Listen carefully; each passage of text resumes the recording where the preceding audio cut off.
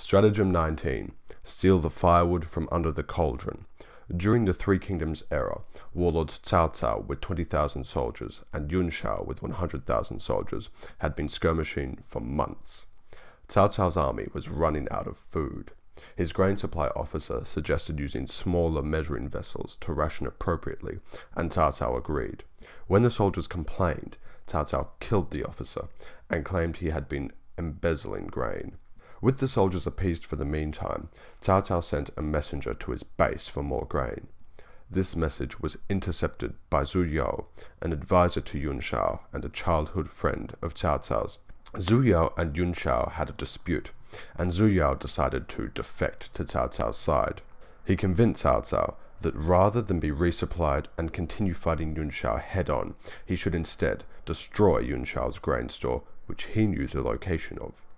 Moving at night and disguised as enemy troops, Cao Cao's men burned the storehouse to the ground and had enemy soldiers' noses cut off before being delivered to Yun Shao.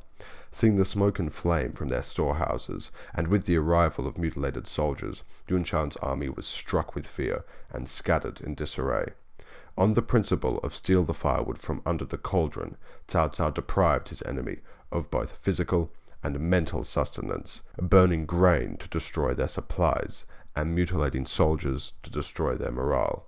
A simpler illustration of the latter comes in 202 BC, where General Liu Bang was battling the kingdom of Chu in his territory.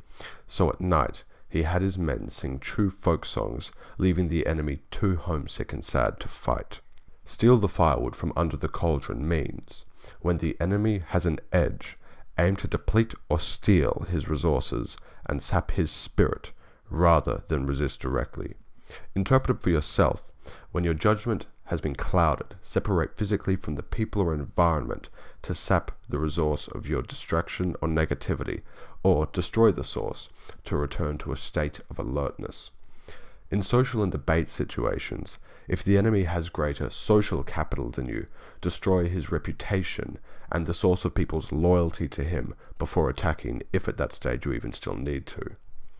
You could also reverse this stratagem, so you provide resources to an enemy so they become dependent on you and thus vulnerable to you withdrawing the resources or taking over.